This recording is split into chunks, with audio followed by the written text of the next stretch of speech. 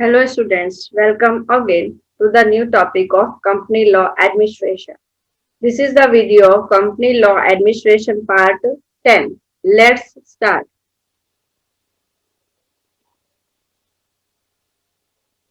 આપણે કયા ટોપિક ઉપર ડિસ્કશન ચાલતું હતું? Tribunal means national company law tribunal NCLT. એના જે બધા 14 પોઈન્ટ્સ હતા, બરાબર? એ 14 પોઈન્ટ્સ ઉપર આપણે ડિસ્કશન કરતા હતા. તો આપણે 12 પોઈન્ટ સુધી ડિસ્કશન કરી લીધું છે. હવે 13 and 14 પોઈન્ટ્સ બે પોઈન્ટ્સ બાકી છે. કયા કયા પોઈન્ટ્સ છે? Procedure to be followed and powers of tribunals. બે ટોપિક આપણે લાસ્ટ બે ટોપિક બાકી છે આ યુનિટના આ ચેપ્ટરના. બરાબર, હવે આ બે ટોપિક ઉપર આપણે ડિસ્કશન કરશું. એના પછી તમારું આ યુનિટ નંબર 3 કમ્પ્લીટ થઈ જશે. So point number 13 is procedure to be followed. Section 4 to 4. Section 4 to 4 specifies the procedure to be followed by the tribunals. જે સેક્શન 424 છે એમાં જે ટ્રિબ્યુનલ પ્રોસીજર ફોલો કરે છે એના ઉપર ડિસ્કશન મતલબ એની પ્રોસીજર આખી આપેલી છે, એમાં બધું સ્પેસિફાઈ કરેલું છે. The tribunal shall be guided by the principle of natural justice and therefore its powers to regulate their own procedure.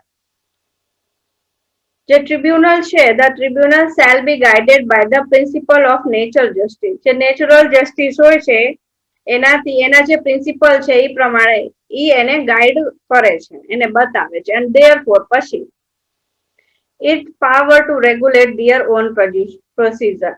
તો ટ્રિબ્યુનલ પાસે એની પોતાની પાવર હોય છે કે એ પોતાનું પ્રોસીજર બનાવી શકે. It shall not be bounded by the procedure specified in the Code of Civil Procedure 1908.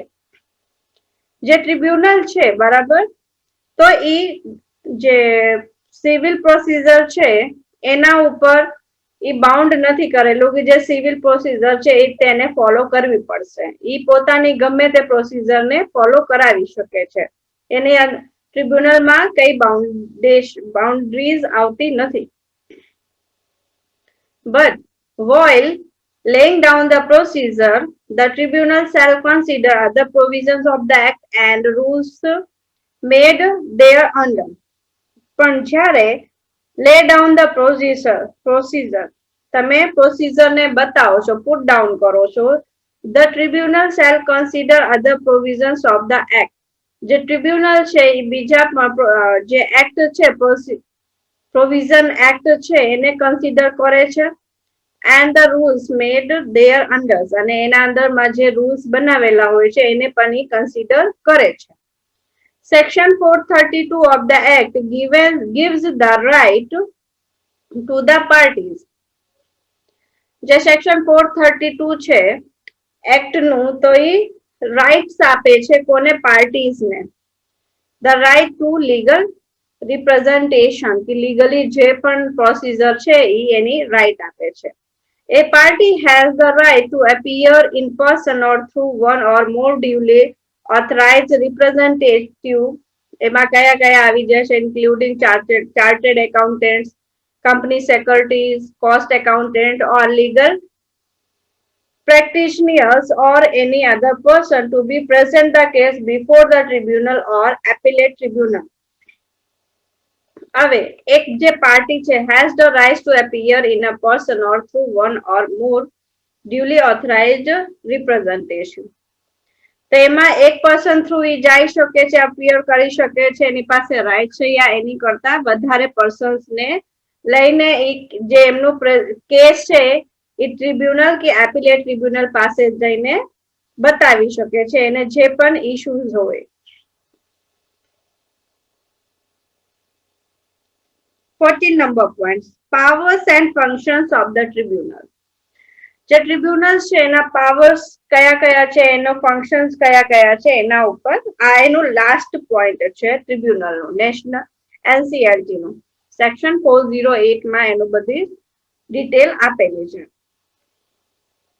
As per section 408 of the Companies Act, the tribunal can exercise and discharge such powers and functions as are conferred on it under the Companies Act.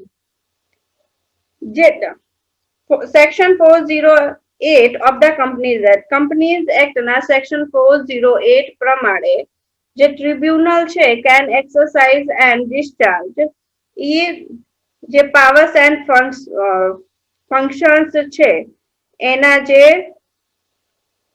Rights છે under the companies act પ્રમાણે તે એના ઉપર exercise કરી શકે એને send out કરી શકે છે મીન્સ બધા પાસે બધા નહીં પોતાના જે પાવર્સ એન્ડ ફંક્શન્સ છે એ બધું બીજા પાસે એના ઉપર વર્ક કરાવી શકે છે. Note that the powers and jurisdictions which are exercised earlier by various bodies, the Company Law Board, CLB, and the Board of Industrial and Financial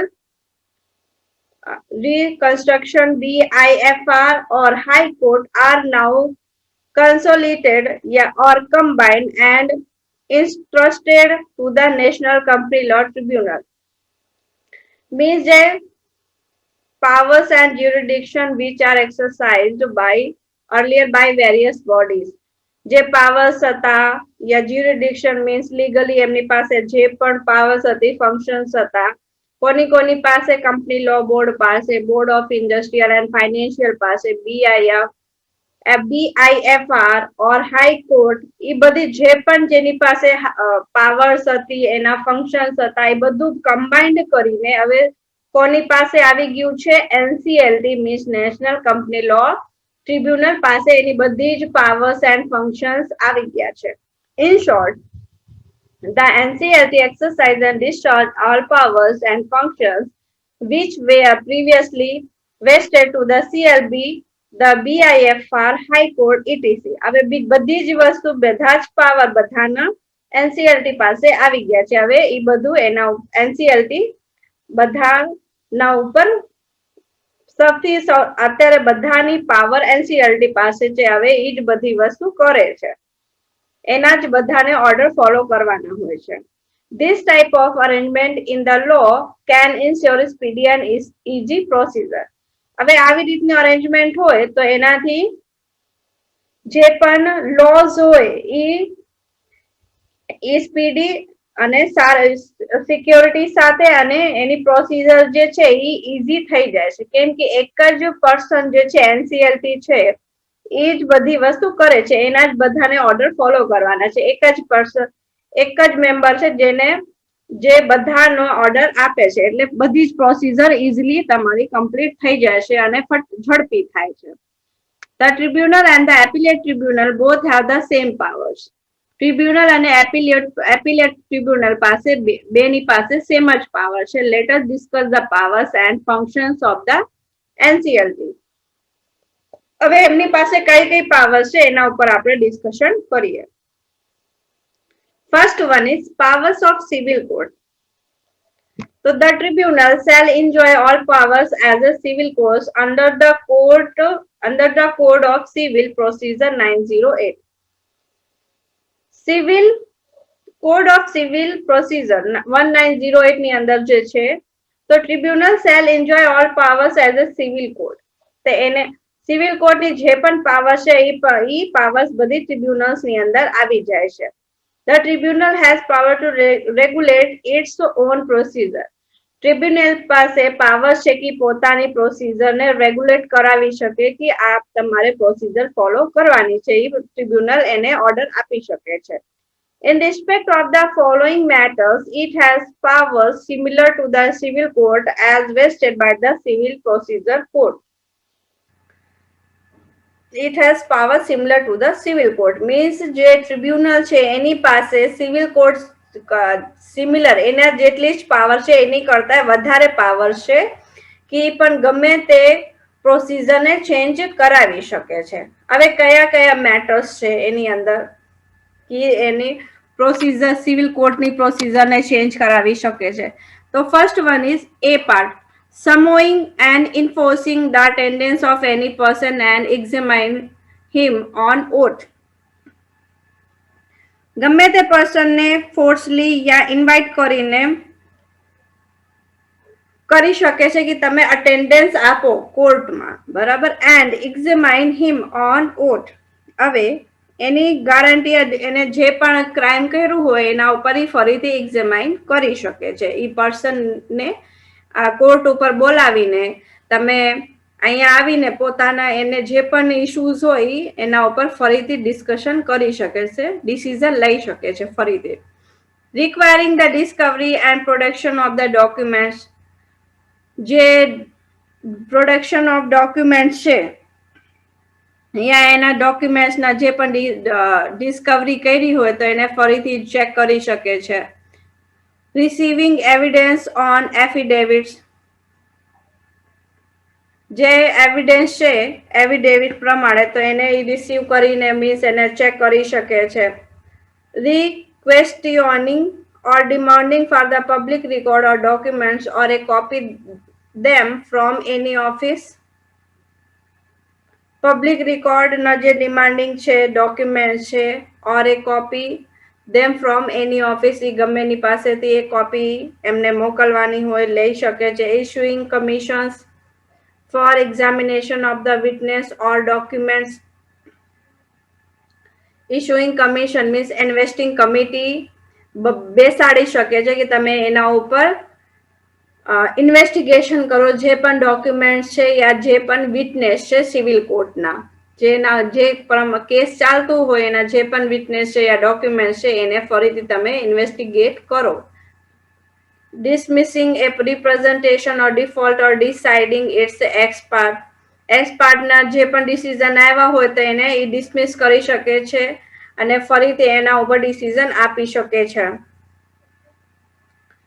Ex parte means deciding by the judge without requiring all parties to the controversy to be present, take one-sided decision on the basis of one party alone.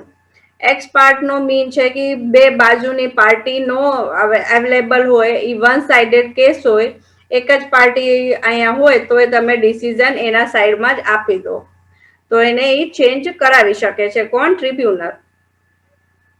Setting aside any order or dismissal of any representation for default or any order passed by its ex parte. જે પણ setting aside any order of discharge of any representation for default or any order present passed by its ex parte. X part થયું જે પણ order pass થયું હોય એ એને discharge કરી શકે છે, ડિસમિસ કરી શકે છે. Any matter which may be prescribed under section 424 ના સબસેક્શન 2 માં. સેક્શન 424 ના પાર્ટ 2 માં જે પણ મેટર્સ આપેલા છે એની અંદર તે પોતાનું જે ટ્રિબ્યુનલ છે એમાં પણ ચેન્જીસ કરી શકે છે. Second part, powers to execute orders, section 4242. Any order made by the tribunal may be enforced in the same manner as a decree, judgment by the made by a court. The tribunal may send its order for execution to the court of whose jurisdiction the registered office of the company or its representative against whom the order is issued is situated. Any order made by the tribunal. જે tribunal ગમે તે order એને બનાવ્યું હોય તો એને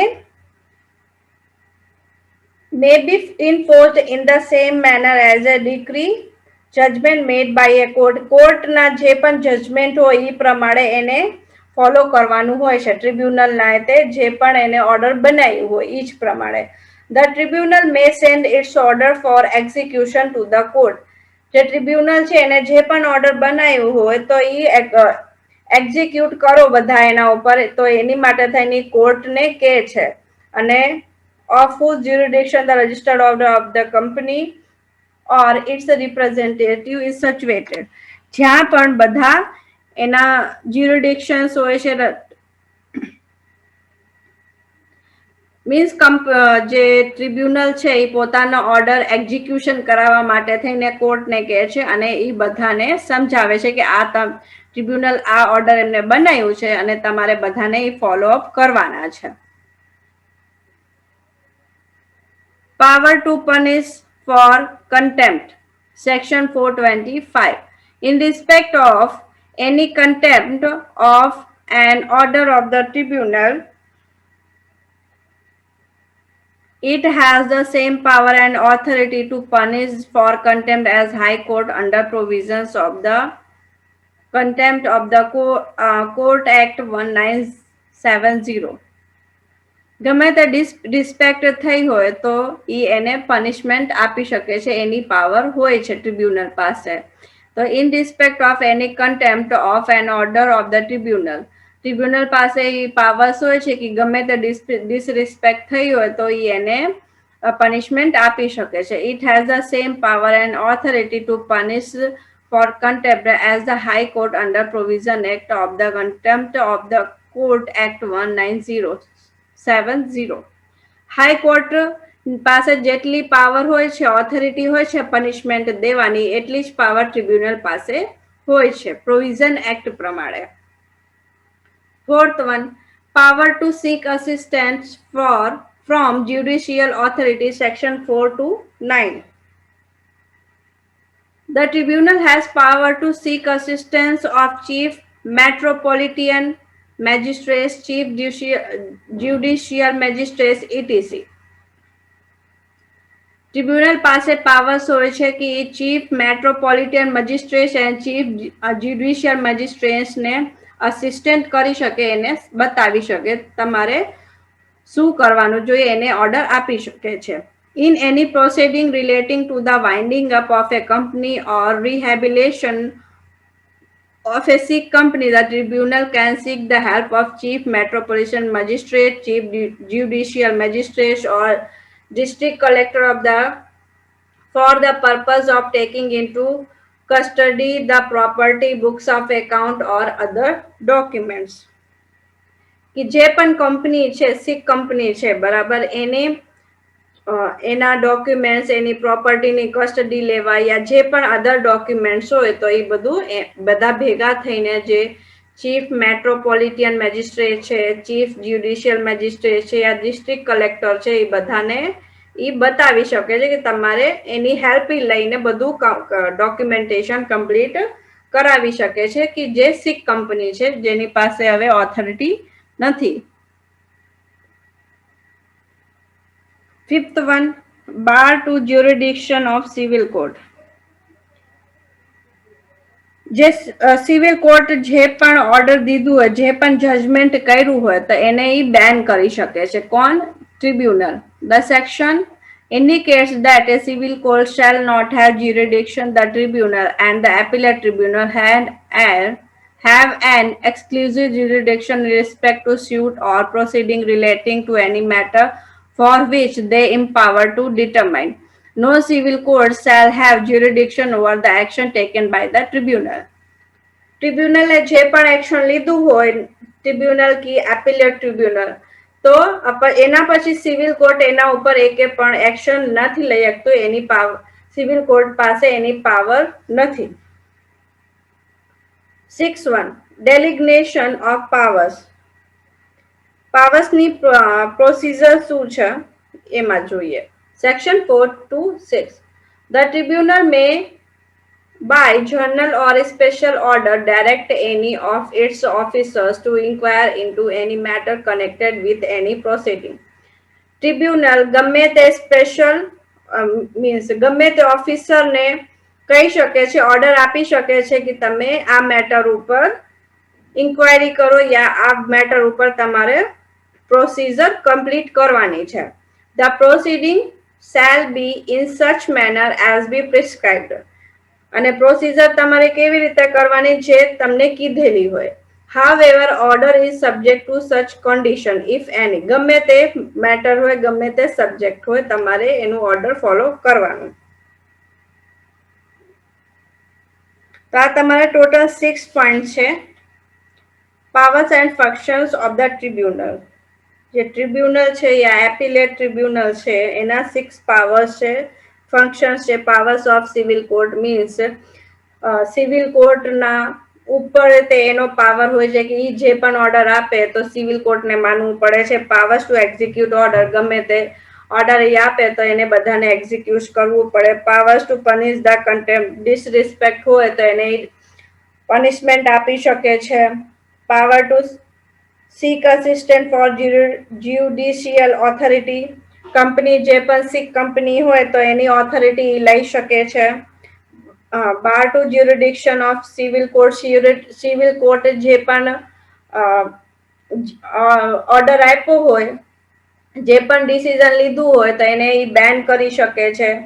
powers of procedure, પ્રોસીઝિંગ કેવી રીતે તમારે કરવાની છે એના પણ ઓર્ડર આપી શકે છે.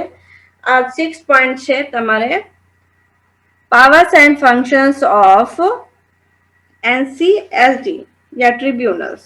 ઓકે, હવે તમારું આ unit chapter unit 3 development of company law administration, બરાબર, એ તમારું અહીંયા કમ્પ્લીટ થાય છે. નેક્સ્ટ વિડીયો લેક્ચરમાં આપણે નેક્સ્ટ વિડીયો લેક્ચરથી યુનિટ 4 સ્ટાર્ટ કરવાના છીએ.